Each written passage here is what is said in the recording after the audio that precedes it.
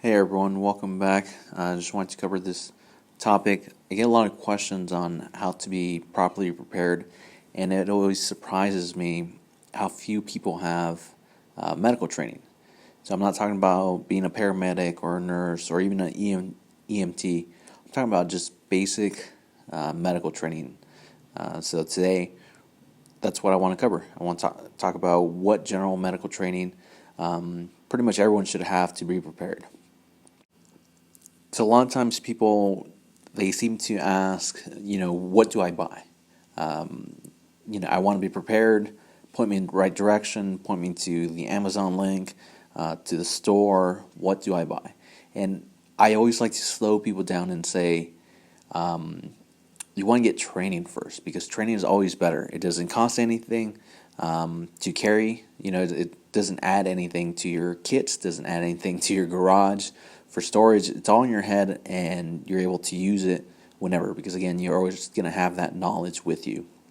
But if you generally want to be prepared, start with medical training besides any other training. So if you're talking about firearms, if you're talking about water storage, food storage, how to ride a motorcycle, depending on what flavor of training you want, I always recommend training for medical emergencies because as you start pursuing these other preparedness activities, you're going to see that medical is a reoccurring theme. Either you build off it, you make kits, or if you're doing these small, you're building a bunker, you're doing some off-roading, you're doing, again, firearms training, combatives training, you're going to realize people get injured fairly quick. So knowing what to do, being able to be cool, calm, and collected, because you have that medical training, is going to be a lot better than if you wait till the end once you're done with all the other training. But you need a good foundation, so medical training is always recommended.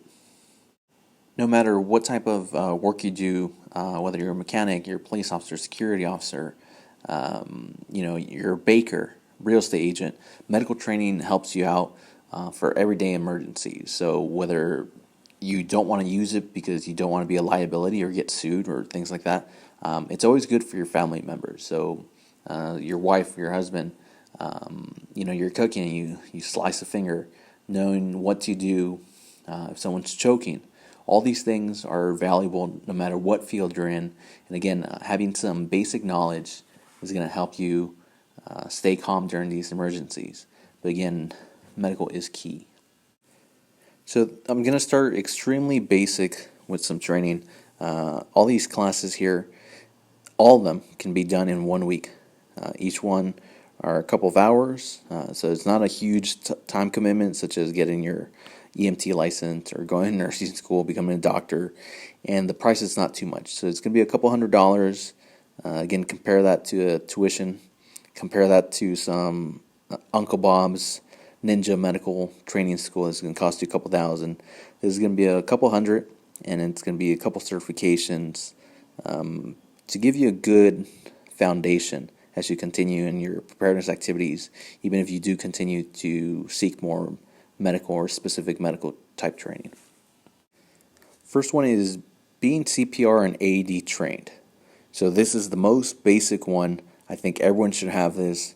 It's really good knowing how to properly do compressions, knowing when to call 911, seek additional assistance, knowing how to properly attach an AED, how the BVM works, how the masks work, what equipment's needed.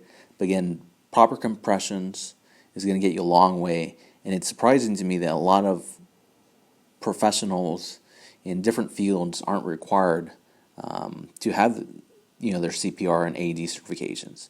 But it's very basic and foundational. So I always recommend the two big ones. It's the American Heart Association and the Red Cross. So they offer basic CPR for everyday type people, and then they offer what's called basic life support, BLS. And BLS, it's not much more. I think it's maybe half an hour more of training, but they just teach you how to use some kind of healthcare specific or little what they consider advanced airways. Sometimes they use a back valve mask. So those type of things in BLS, but either CPR or BLS, it works. So some other places also call it CPR for the professional rescuer. It's going to be 2 to 4 hours depending on which one you get. But start off, know how to properly do CPR, know what an AED is, know how to properly use it, and that's going to get you started. Number 2 is going to be your first aid. So again, people want that tactical first aid training. They want, hey, what do I do in case of an active shooter? What do I do in case of an earthquake? I want this high level of medical training, but sometimes they don't want to pay the price, or they don't want to put in time and effort. And it is going to take a focused effort in order to do some of these training courses. But I'm talking about your basic first aid that some places offer in 1 hour. They add it to their CPR curriculum, and it can go up to 3-4 hours. So again, the big two, American Heart Association and the Red Cross, they cover basic emergencies, so how to do a basic patient assessment, diabetic emergencies, how to use an EpiPen, how to stop bleeding. They cover choking, but again, if you took CPR, they would cover choking as well. Insect and bee stings.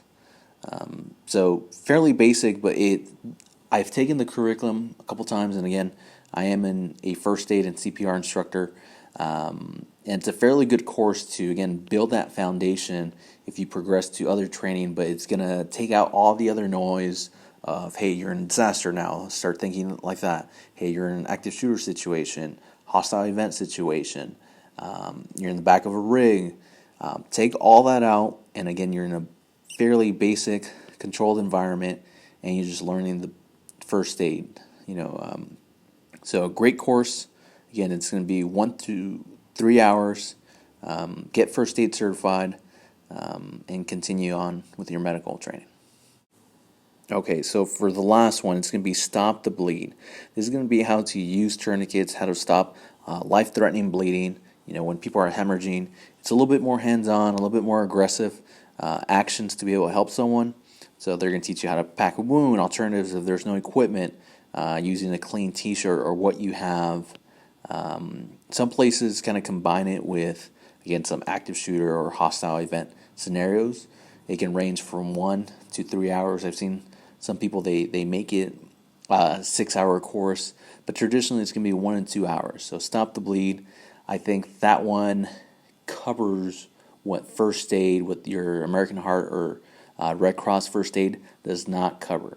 So again, a little bit more hands-on, a little bit more immediate seconds, because someone can bleed out within 3 minutes.